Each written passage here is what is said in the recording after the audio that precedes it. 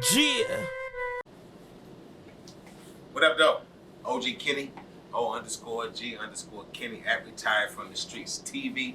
Right now, y'all hear any little humming in the background, anything, y'all see where I'm at. I'm at the laundromat right now. See that door swinging? There go one, there go another one.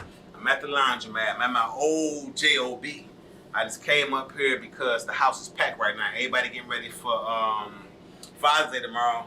My daughter there, my niece is them there, the OG sus in the kitchen, her boyfriend there. He got sounds in the whip banging, and so I ain't mad and nobody making no noise because it's a festive time of the year, Juneteenth tomorrow. That's my most important celebratory thing this time of year. I celebrate Juneteenth as a precedence over Father's Day because I'm a father every day. So I do that every day. I don't get no trophy for that. I don't want no award for that. I don't get no type of pat on the back for paying my bills, taking care of my responsibilities, right? Speaking of responsibilities, with responsibilities come accountability, right?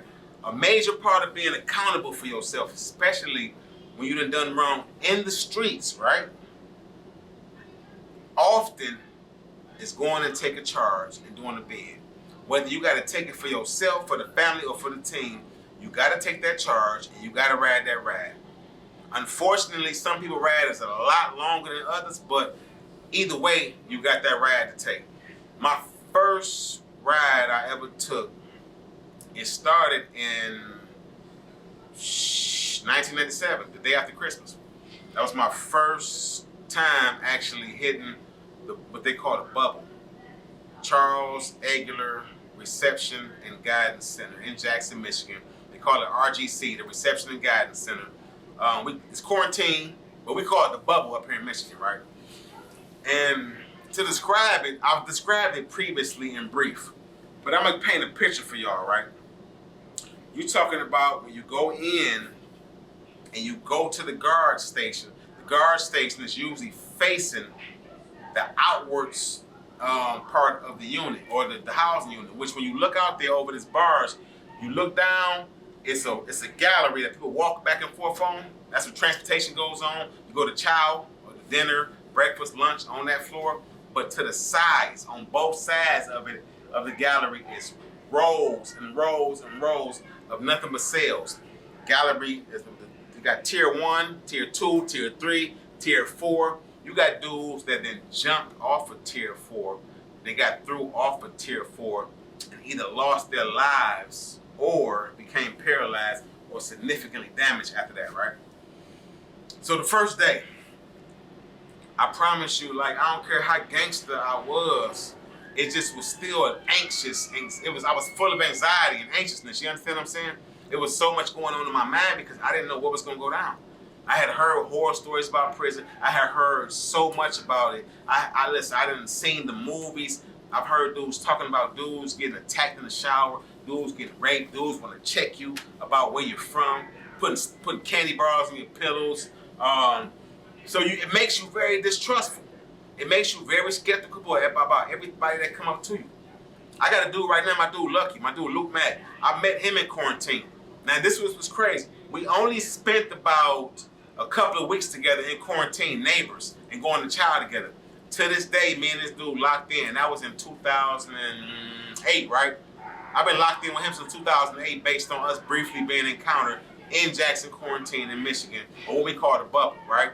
And I'm thinking about really how much time I got. And then I'm gonna tell you a bad habit I had in the beginning of my first bid. I used to count the days, right? I used to literally sit there and go through a calendar every now and not every day, but like once or twice a week. I was counting this mess, like, dog. And because I've never been locked up before, right? I went literally from the streets in September of 97 to prison that December. So in 3 months, I left the streets and I was already doing 5 to 20. So it wasn't like I wasn't built for it, because obviously I was. I'm telling you all these stories, right? I made myself built for it. But it plays on your emotion. It plays on your psyche.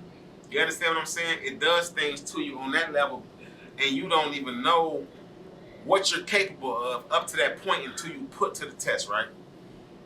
Because I was I knew what I was capable of, right? But I had never been put in certain situations. I didn't know how I was gonna play them out. I knew that if a dude came into me wrong, I was gonna put the pressure back, right? I was gonna apply full pressure the same way. I ain't necessarily was into like knocking dudes' heads off and whatnot, but unless it was necessary. So if we can talk it out, like I'm like, bro, I ain't got time for that. I come from players. Like, I'll shoot you. You understand what I'm saying? Your leg and let you walk it out. But I don't got time to be getting dirty, scuffing up these expensive ass shoes I'm wearing and stuff. So I come from that. And it wasn't like I ain't trying to fight you, but dog, what are we doing here? Like, cause you gotta think, at a certain age, when you get grown, this is my philosophy, right? If somebody put their hands on you, that means they want to hurt you. They want to hurt you, that means they want to do something bad to you. And doing something bad to you might mean killing you, right? So I'm like, I don't care if you know. So that was my mentality, right? So anyway, that first day, man, food horrible, loud all day. I cried probably, man, listen, so much during that time. And it wasn't about what I did, because I literally got off light. Compared to how I was moving in the streets, I literally got off light for that time. But it wasn't about the time necessarily. It was about how I felt like I let my mama down. How I felt like I let my little brothers down, right? When I heard White Man's World in the precinct 1300 Bobby on the 9th floor, if y'all from the city, y'all been around, y'all know what I'm talking about, right? The 9th floor, they usually had dudes that's on that floor that's facing crazy crimes or crazy amount of times, or they back on writs of habeas corpus from joints and they telling them something, right? This dude was back on the writ and he had a radio and he playing Tupac, White Man's World. So that just hearing that, dear sister got me twisting off in prison, I miss you, crying, looking at my nieces and my nephews' picture. Listen, man, I remember hearing that before I even did a bid, before I got convicted and all that, just being in the precinct, it broke me. Because I already knew it was a wrap for us. Because my homeboy had started telling. My homeboy had already started snitching. It's my co-lead. Nigga I love. You understand what I'm saying? This nigga I love, and he started telling already. And it wasn't hard if you got 4 motherfuckers that's doing a crime, and it's like, Maine did this, Ty did this, Justin did this, and it's only one motherfucker left. You know who telling? It's my baby. Love him to death. Would have knocked something off for him, you hear me? But when that happened, I knew it was a wrap for us. So when I heard that White Man's World, dear sister got me twisted up, I already knew where I was going. So when I got to quarantine, that's the only thing that was replaying in my mind, and it was miserable. I cried like a biatch for like the first 2 or 3 weeks because my little bro and them about to be out there. My dude was out there, my father was out there, but he was so entrenched in the streets that he wasn't hardly home. I was like the one home teaching them like life lessons and like really giving it to them hands-on. The OG, so it was like a miserable time for me. I don't give a damn what they tell you about how hard body that shit is, how it's a badge of honor, how you gonna slap yourself on some, I'm Corelli, I'm aping. You see what Casanova 2S going through right now, right? Y'all heard about that letter Gunner wrote about how he going through, what he going through in prison. Y'all see how they playing my man AR Ab, shout out to the op, with his health conditions. They don't care about your celebrity status, your bread, none of that when you get up in there, bro. It's a wrap on all that. When you get butt naked and spread your ass and cough, you the same motherfucker. You got a number, you butt naked, you stripped down from everything that matters to you, bro. I'm telling you. You understand what I'm saying? So all I'm saying is it sound good, but for real, that first day in prison for me was miserable, bro. Every time I went back, it was still miserable because I felt like a failure every time.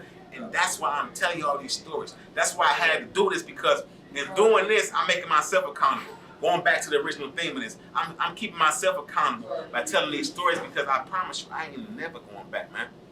And I ain't want to make this no loans on our video. I just want to tell you all that. That first and that last day, they say it's the only ones that matter, but it's not true. That ain't true. Every day in that mug matter, bro. It's miserable. It's soul-wrenching. It's a testament to your life, and it's always a test. The devil gonna be at you just like God been pulling at you the other way. But you got so much opposition in there. You got so much temptation to get in garbage that a lot of dudes go in there with a little bit of time and end up taking a 1 to 10 and doing a life bid, man. I ain't gonna talk y'all to death. Happy Father's Day to all the fathers, in advance.